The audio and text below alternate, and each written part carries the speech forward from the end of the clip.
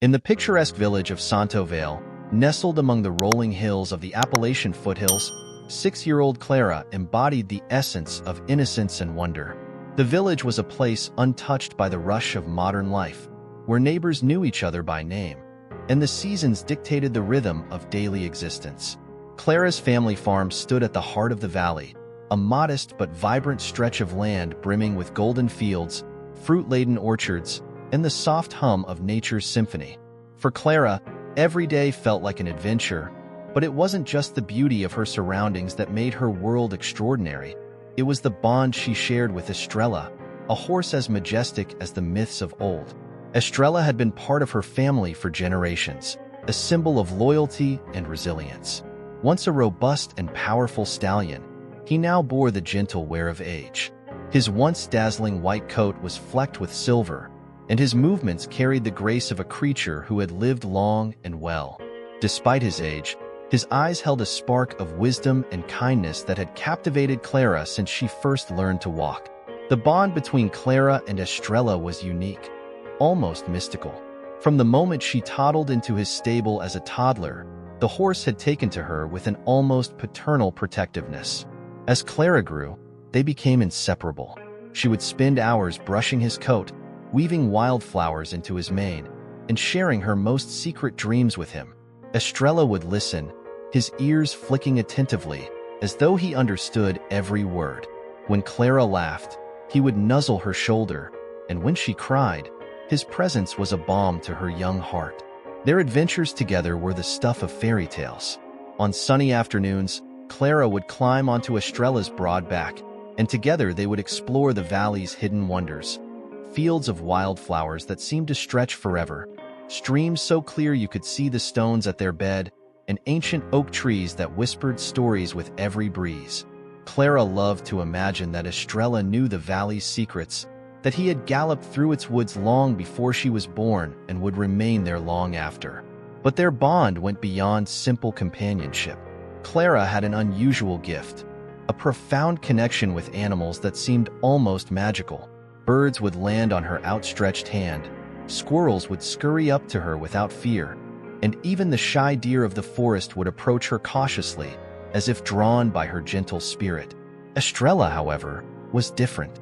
Their connection wasn't just about trust. It was a mutual understanding that transcended words. When Clara was with him, it was as if the rest of the world faded away, leaving only the rhythm of his hooves and the beat of her heart. One crisp autumn afternoon, the valley was painted in hues of gold and crimson as the leaves began their slow descent to the ground. Clara and Estrella wandered farther than usual, following the sun as it dipped toward the horizon. Clara's laughter rang out as she darted through the fields, her bare feet kicking up tufts of fallen leaves. Estrella followed her at a gentle pace, his deep, steady breaths blending with the rustling of the wind. "Come on, Estrella, just a little farther," Clara called, her voice brimming with excitement. She turned to look back at him, her cheeks flushed and her golden curls catching the light. But as Clara laughed, her joy froze in an instant. Estrella faltered mid-step, his powerful legs trembling beneath him. He let out a soft, pained whinny before collapsing to the ground with a heavy thud. Clara's world seemed to shatter as she sprinted to his side, her small hands reaching for his muzzle. "Estrella? What's wrong? Please, get up," she begged, tears streaming down her face. The horse's breathing was shallow, his once bright eyes clouded with exhaustion. Clara clung to him, her heart pounding with fear. She stroked his mane, her tiny fingers trembling. "Don't leave me," she whispered, her voice breaking. "Please, you can't leave me." The sky, clear and bright just moments before, began to shift.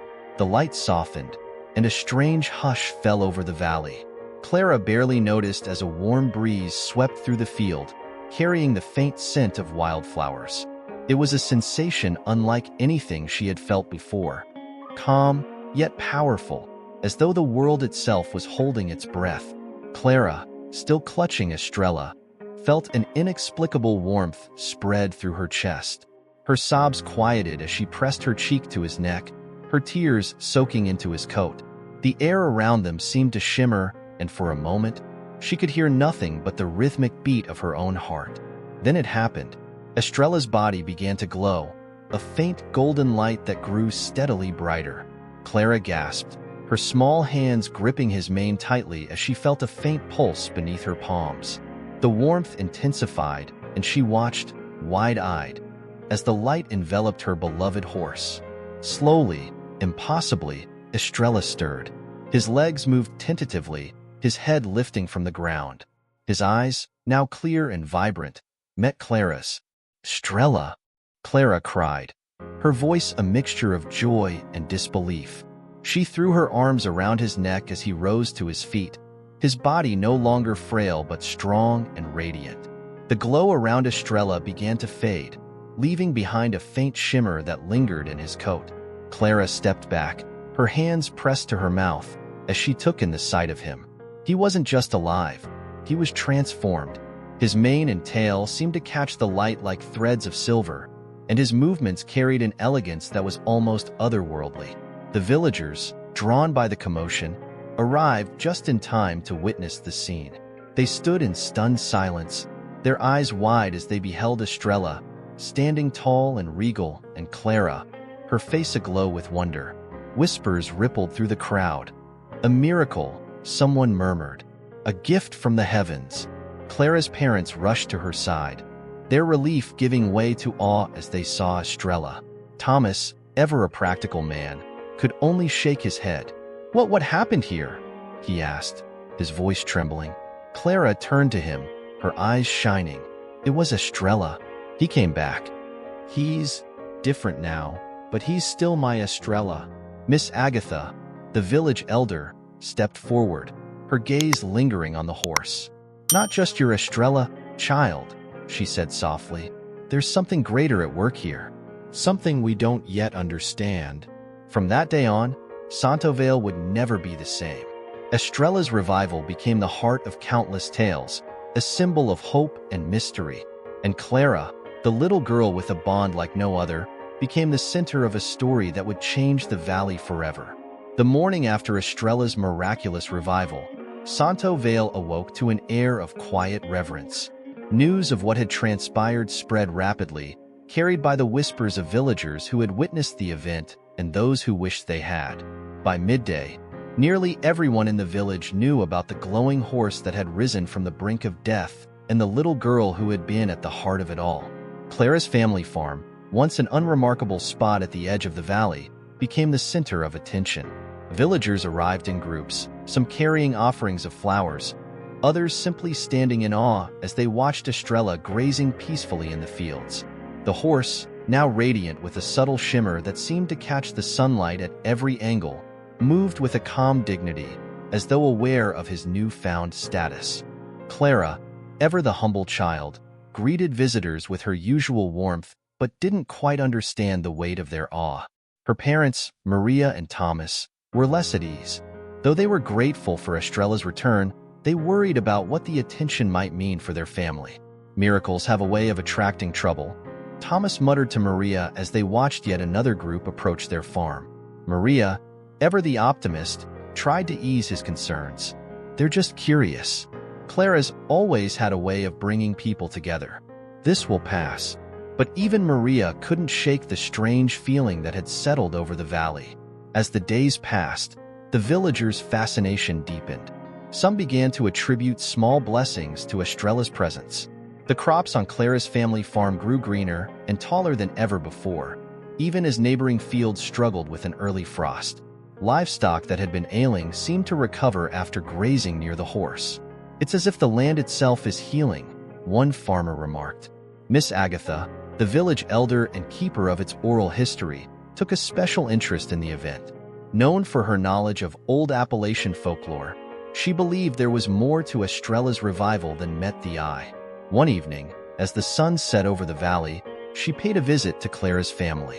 Her weathered hands held a tattered book filled with sketches and notes, remnants of a time when the people of Santovale lived closer to the land and its mysteries.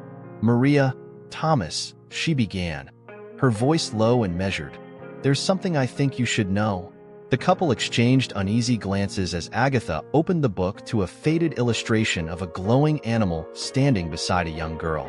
"This valley has always been special," she explained. "There are stories, passed down for generations, about a guardian spirit that protects this land during times of great need. Sometimes it takes the form of an animal, other times it chooses a human to carry its power. But always, the bond is sacred, and its purpose is greater than anyone can imagine." Thomas frowned. "You think Estrella is this guardian spirit?" "I don't know," Agatha admitted. "But I do know this. Such gifts come with responsibility. Clara and Estrella may have been chosen for something far beyond our understanding. And that kind of power," she hesitated, her gaze growing distant, "always draws attention. Not all of it good." While many in the village viewed Estrella's revival as a blessing, not everyone shared that sentiment. Gregory Holt, the wealthiest landowner in Santo Vale, was among the skeptics. Gregory had always prided himself on being a man of reason, someone who dismissed the superstitions that lingered in the valley's culture. To him, the talk of miracles and guardian spirits was nothing more than the romantic nonsense of simple-minded farmers. But Gregory's disdain masked a deeper envy. His own lands, once the most fertile in the valley, had begun to wither. His crops failed to thrive, and his livestock grew sickly. Watching Clara's family fields flourish while his faltered only fueled his resentment. "It's a coincidence," he told himself, though the bitterness in his voice betrayed his doubt. One evening, as he surveyed his failing fields, Gregory overheard two farmhands whispering about the miracle. "They say the horse is blessed," one said. "People are calling it the valley's savior." Gregory clenched his fists. "Savior? That girl and her horse are nothing but a distraction. And I'll prove it." That night, a heavy storm rolled through the valley, shaking windows and rattling rooftops.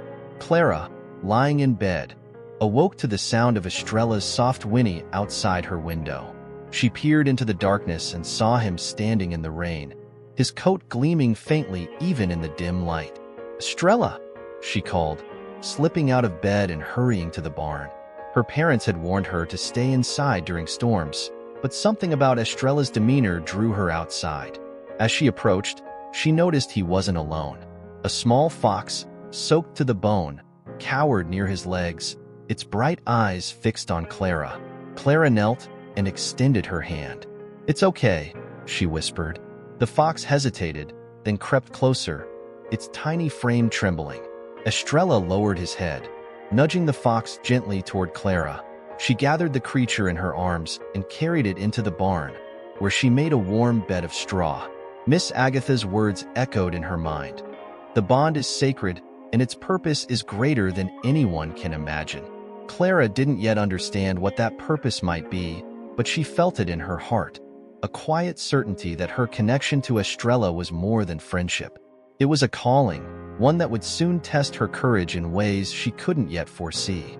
The next morning, Gregory visited the village square, his tone sharp and accusing as he addressed the growing crowd. "It's unnatural," he declared, gesturing toward Clara's family farm. "A glowing horse? Crops that thrive while the rest of us struggle? This isn't a miracle. It's a curse." His words sowed seeds of doubt among the villagers, many of whom had already been grappling with their own fears and uncertainties.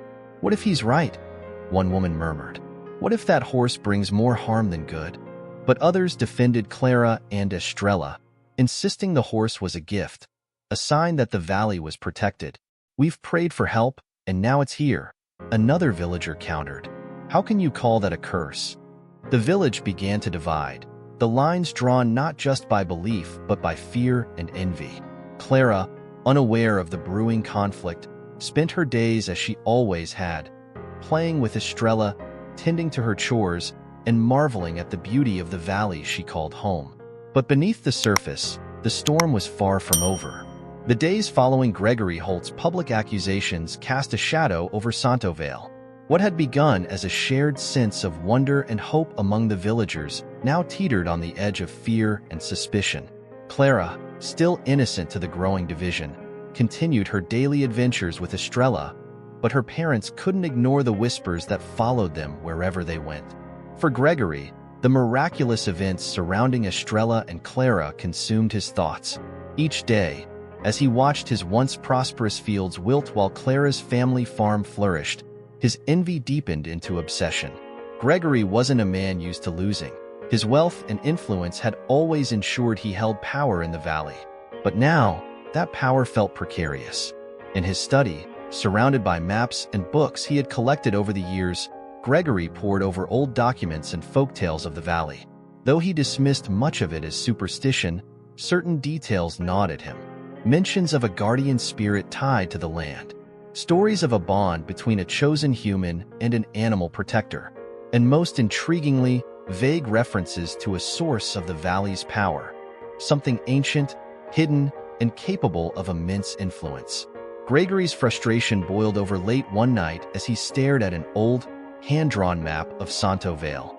Near the edge of the village, marked with a faint symbol he couldn't decipher, was an area he'd never explored. The source, he murmured to himself, his fingers tracing the symbol. If this so-called power had revived Estrella and blessed Clara's family, perhaps it could do the same for him, or better yet, be bent to his will. With newfound determination, Gregory resolved to uncover the valley's secrets, no matter the cost. As Gregory schemed in the shadows, Clara began to experience something strange. One night, as she slept soundly in her small room, she dreamed of a place she had never seen before. In the dream, she stood in a forest shrouded in mist, the trees ancient and towering. At the center of the forest was a stone, large, cracked, and weathered by time, with glowing symbols etched into its surface. Clara felt drawn to the stone, as though it were calling to her. Estrella was by her side, his mane shimmering faintly in the dim light. But just as she reached out to touch the stone, the mist grew darker, swirling violently around her. A voice, soft and melodic, echoed in her mind. "Protect the light. The shadow stirs." Clara woke with a start, her heart pounding. Though the details of the dream began to fade, the sense of urgency lingered. She looked out the window to see Estrella standing in the moonlit field, his head lifted as if he, too, had felt something. The following morning, Clara confided in Miss Agatha about her dream. The elderly woman listened intently, her sharp eyes narrowing as Clara described the glowing stone and the swirling mist. When Clara mentioned the voice's cryptic warning, Agatha's face grew pale.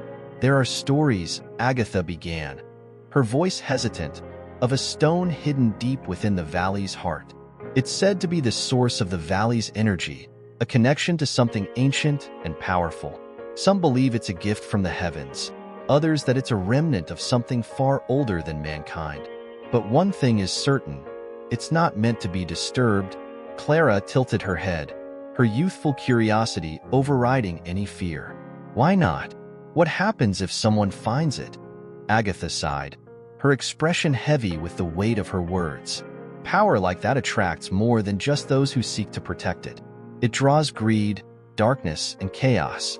If your dream is a warning, Clara, it means someone," she hesitated, thinking of Gregory, "or something is seeking to use it for harm."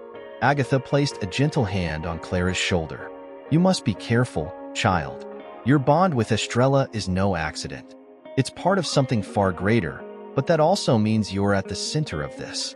Promise me you'll come to me if you sense anything strange." Clara nodded solemnly, though her heart brimmed with questions. She felt a growing responsibility but didn't yet understand the scale of what lay ahead. Driven by his obsession, Gregory began venturing into the unexplored edges of the valley. One stormy afternoon, he found himself in a dense, overgrown section of the forest. Armed with little more than his map and a flickering lantern, he pushed through the underbrush until he stumbled upon something remarkable. There, hidden beneath tangled vines and moss, was a stone slab embedded in the earth. Faint, glowing symbols, similar to the ones Clara had seen in her dream, were etched into its surface. Gregory's breath hitched as he knelt before it, his hand hovering over the carvings. Though he couldn't explain why, the stone exuded a strange energy that made his skin tingle. "This must be it," he whispered, his eyes gleaming with a mix of greed and triumph. "The source of their power." Gregory reached out to touch the stone, but the moment his fingers grazed its surface, a sharp jolt shot through his arm, forcing him back. The lantern flickered wildly, and for a brief moment, the forest seemed alive with movement. Shadows danced among the trees, and a low, guttural growl echoed in the distance. Gregory scrambled to his feet, his heart racing. Despite the warning signs, he couldn't walk away. "If it reacted to me," he muttered, "then it can be controlled. I just need to find the way." Unbeknownst to him, the forest had grown darker, the mist thicker. The shadow that Clara had dreamed of was beginning to stir. Back at the farm, Clara began noticing changes in Estrella. The horse, already remarkable in his revived state, seemed to possess an almost preternatural awareness. He would nudge her away from dangers before she even noticed them, and his behavior grew more protective. One afternoon, as Clara played near the river, Estrella suddenly stopped grazing and whinnied sharply. Moments later, part of the riverbank collapsed, sending rocks tumbling into the water. "Thank you, Estrella," Clara whispered, her small hands brushing his mane. She didn't fully understand his abilities, but she trusted him completely. That evening, as the sun set over Santo Vale, Clara sat with Estrella in the barn. She ran her fingers through his shimmering coat and murmured, "Do you think we're supposed to find that stone from my dream?" Estrella's ears flicked forward, as if he understood. He stamped a hoof gently, and Clara giggled. "I'll take that as a yes." While Clara felt a growing sense of purpose, Gregory's actions were leading the valley toward disaster. His discovery of the stone had awakened something that had been dormant for centuries. The shadow that haunted Clara's dreams now loomed closer, feeding off Gregory's greed and ambition. And though Clara couldn't yet see it, she would soon be faced with a choice that would determine not only her fate, but the fate of Santo Vale. Clara confided in Miss Agatha about her dream. The elderly woman listened intently, her brow furrowed. "A stone, you say? Symbols carved into it?" Agatha's voice trembled slightly. "There's an old legend about a sacred relic hidden in these hills. They say it was placed here centuries ago by settlers who believed this land held a unique energy, an energy capable of great good or great harm." Miss Agatha agreed to help Clara search for the stone, but only after swearing her to secrecy. Armed with a map and Agatha's cryptic stories, the two ventured into the forest, Estrella leading the way with an almost supernatural sense of direction. Their search led them to an overgrown path near the edge of the valley, where the air felt heavier, charged with an unseen force. There, hidden beneath vines and moss, they found it. A large stone slab covered in intricate carvings, glowing faintly in the dim forest light. Clara felt an overwhelming sense of connection to the stone, as if it pulsed in time with her own heartbeat. But as she reached out to touch it, Estrella reared back, letting out a powerful neigh that echoed through the trees. "Wait, child," Miss Agatha cried, pulling Clara away. "This is no ordinary relic. It may hold answers, but it also holds danger. We must proceed with care." News of Clara and Miss Agatha's discovery spread quickly, despite their attempts to keep it secret. Gregory Holt, ever watchful, saw an opportunity. If the stone was tied to Estrella's miraculous revival, then perhaps it could bring him power, or so he believed. Gregory assembled a group of discontented villagers, feeding their fears with tales of curses and dark magic. "That horse, that girl, they're tied to forces we can't understand," he proclaimed. "If we don't act, their presence will doom Santo Vale." Clara's family found themselves increasingly isolated, their once friendly neighbors avoiding them or casting wary glances. Even Miss Agatha's support wavered, as the elder woman began questioning the true nature of the forces at work. One night, as a storm rolled over the valley, Gregory and his mob approached the family farm. Clara, sensing danger, rushed to Estrella's side. The horse's glow intensified, illuminating the barn with an ethereal light. Thomas and Maria stood guard, but the mob's anger was unrelenting. "Hand over the horse," Gregory demanded, "and tell us what you've done with the stone." "I've done nothing," Thomas shouted. "This isn't your land, and you have no right to be here." Before a full confrontation could erupt, a sudden tremor shook the ground.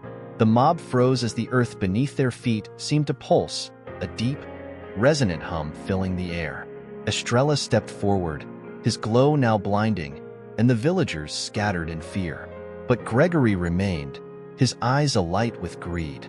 "Whatever this is, I'll have it," he muttered, retreating into the night. The tremor left behind more than fear.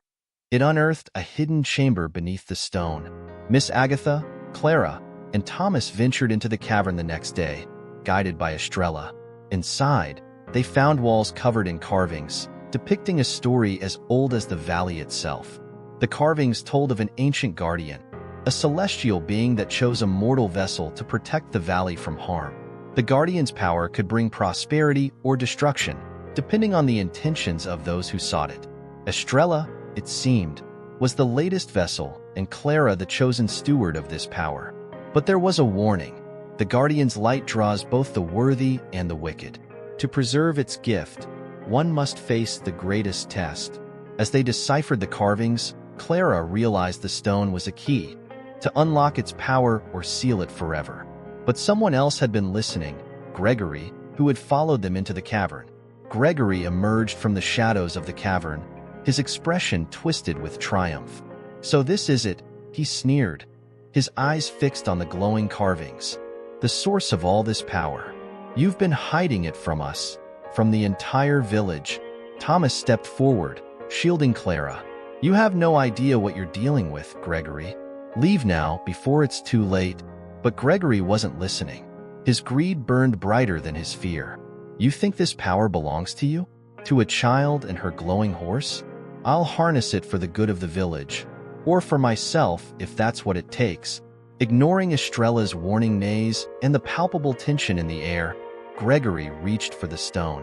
The moment his hand made contact, the chamber shuddered violently. A blinding light engulfed the room, and Gregory was thrown back, crashing into the cavern wall. He groaned, his body writhing as if consumed by an unseen force. Clara cried out, rushing to Estrella's side as the horse began to glow more intensely than ever before. Miss Agatha grabbed Clara's arm, pulling her back. "Clara, listen to me. The stone is reacting to Gregory's greed. Its power is not meant to be taken. It must be protected, or it could destroy everything." The ground split beneath Gregory, and a dark mist seeped from the cracks. He screamed as the mist enveloped him, his form flickering between man and shadow. "Help me," he begged, his voice distorted and hollow. But the chamber itself seemed to reject him, the carvings glowing brighter and pulsing with a rhythm like a heartbeat. Clara, trembling but resolute, stepped forward. "Stop," she cried, her voice carrying a surprising authority. "Let him go. Please, don't hurt him." Her words seemed to reach the unseen force within the stone. The mist receded, leaving Gregory unconscious but alive. The chamber grew still, its light dimming. Estrella lowered his head, nudging Clara gently as if in approval. The group returned to the surface, Gregory carried by Thomas and Agatha. Clara's parents debated leaving Santovale for good, fearing for their daughter's safety, but Clara refused. "Estrella belongs here," she insisted. "And so do we." When Gregory awoke, his experience in the cavern had left him visibly shaken. For days, he said nothing, retreating into his estate.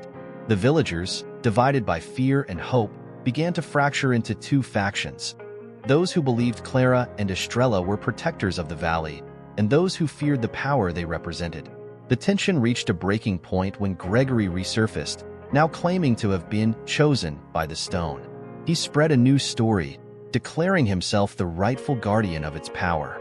"Clara's just a child," he proclaimed to the villagers gathered in the town square. "She doesn't understand the burden she carries. We need someone strong enough to wield it, and I'm that person." Miss Agatha, defiant as ever, confronted Gregory. "You don't understand what you're tampering with. The stone doesn't choose through greed or force. It chooses through love and sacrifice." Gregory sneered. "And what does a bitter old woman know about power? This valley is dying under your traditions. It needs progress, leadership." The villagers murmured amongst themselves, unsure of whom to believe. But Clara, standing by Estrella's side, felt the weight of Gregory's words. What if he was right?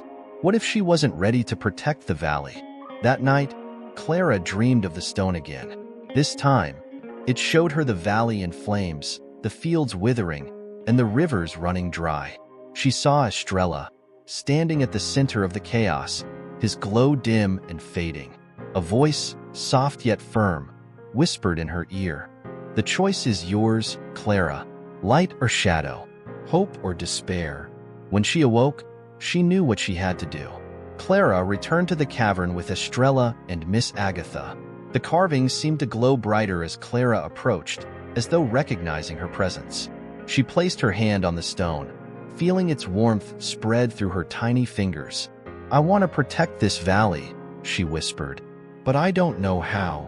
The stone pulsed in response, and an image formed in her mind. Gregory, standing at the edge of the valley, the mist from the cavern coiling around him. He was trying to summon the stone's power for himself, and if he succeeded, it would bring destruction to Santo Vale. Clara turned to Miss Agatha. "We have to stop him."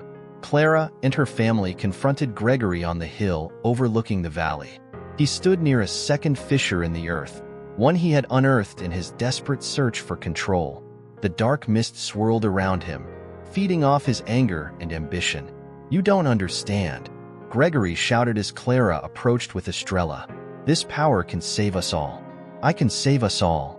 "It's not yours to take," Clara replied, her voice steady despite the fear in her heart.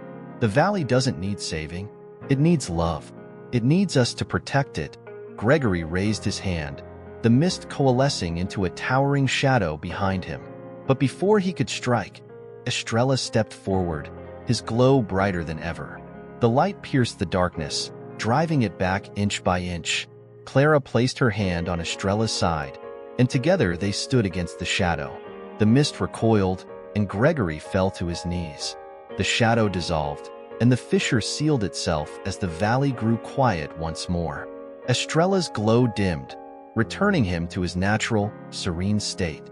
Clara approached Gregory, offering him her hand. "It's not too late to make things right," she said softly.